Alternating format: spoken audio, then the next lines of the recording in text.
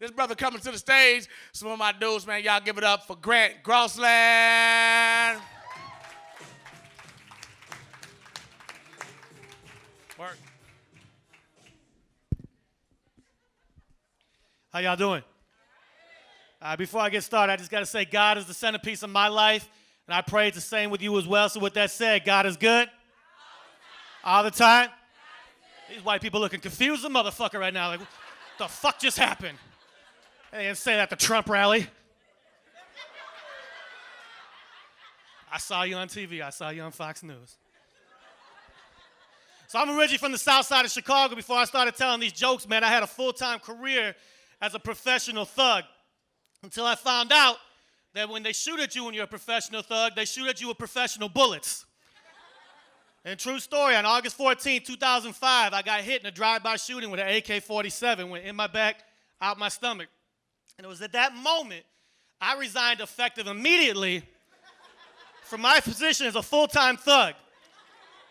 I'm on the ground like this with blood pouring out of me. They're like, damn, homie, you can't even give us a 2-week notice? So then I moved down here to a safer neighborhood in Oak Cliff. You laughing, I ain't never been shot at in Oak Cliff yet. But that's where I found my future wife, man. I'm married to a beautiful black woman. Appreciate that. It was real quiet right here, racist motherfuckers. Heard a black chick over there that got real excited, like, yeah, that's what I need. No, the fuck you don't. Like, if you used to deal with ain't shit brothers, there's a whole bunch of ain't shit motherfuckers that look just like me, that'll fuck your credit score up, give you STDs, and ride around your car with another chick in it while you at work. But over here, I saw some confused looks like, how the hell this ugly-ass white dude looking like Steve from Jerry Springer get him a beautiful black woman. See, I got married like 8 years ago. That's when ugly was a new fine. So that's when Jay-Z married Beyonce. Pretty-ass Lauren London got knocked up by Lil Wayne. She knew what she was doing, too. She like, yeah, a milli.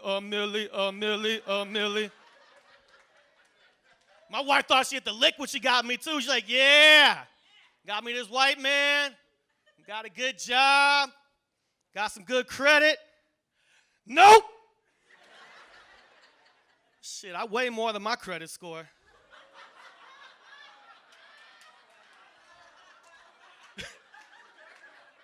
$244.8. But on the flip side, I'm like, yeah, got me this fine black chick. She's gonna give me some good head. Nope. And she tries so hard to get out of giving me head, too. She'll come home, take off her lace front wig, and throw it over to the side, and she's got one braid that goes like this, all the way up to the top of her head, with an antenna on the top. Talk about you want some head. Licking balls tonight. You want your balls licked? Nope.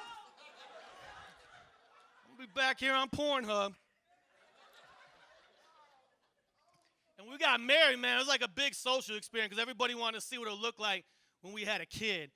And like 7 years ago almost, she gave birth to a beautiful baby girl.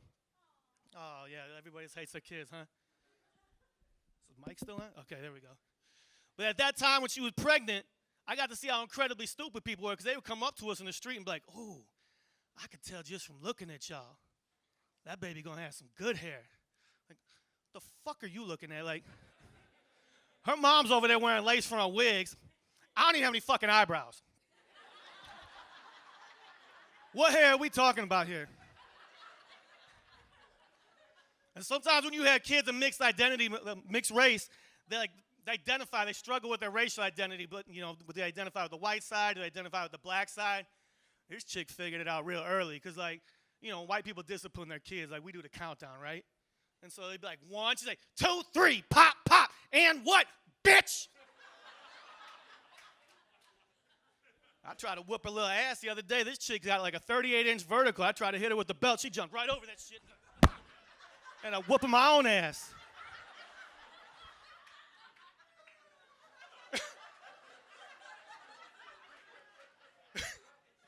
I got something for her little ass. I took her over to the damn refrigerator today. I'm like, look here, little girl. See that right up there? That's a bill from Willis Knighton Hospital in Shreveport. They call me every fucking day. Your ass still hasn't been paid off yet. You keep fucking with me, I'm gonna let them repo your little ass.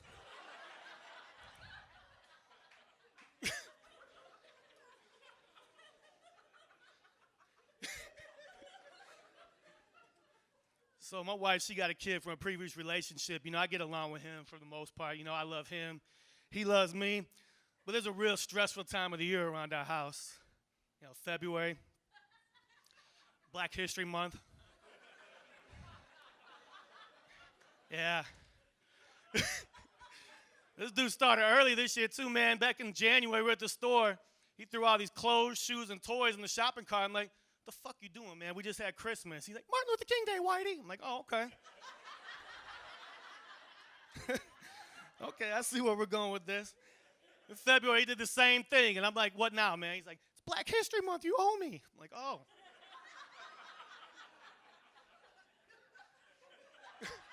Okay. I saved every single one of those receipts, and we went in March, we went back to every single one of those stores and returned that shit. He's like, Dad, what are you doing? I'm like, St. Patrick's Day, motherfucker.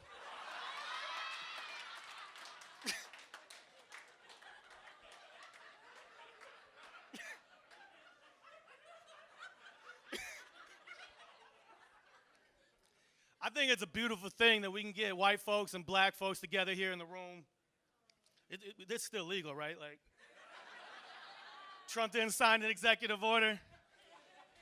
Like, I'm fucked either way. My kids are mixed, so they got it out for me. But it's beautiful that we can get together, man. Like, we can find some common ground behind some laughter. But, like, you know, there's just some things that we're just never, ever, ever going to find any common ground on. So, like, with our national anthem, man, like, you know, you get one of my people up there, and they'll be like, oh, say, can you see by the dawn's early light? Let a brother get up there. He'll get to the part where the rocket's red glare bomb bursts through air, gave proof tonight that our flag was there. He'll switch it up like, maybe you never been in love like I've been in love. Maybe you never felt the things that I felt. But I stayed up all night and I watched TV until the TV went off. And I told my friends, sometimes you get lonely. Sometimes you get lonely. Of the brave.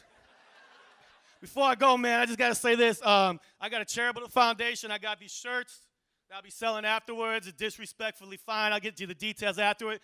But this goes for my charitable foundation. It's the Child Support Foundation for Gabrielle and Jimmy. So this helps them buy lunch boxes and Lunchables and juice. So thank you all very much.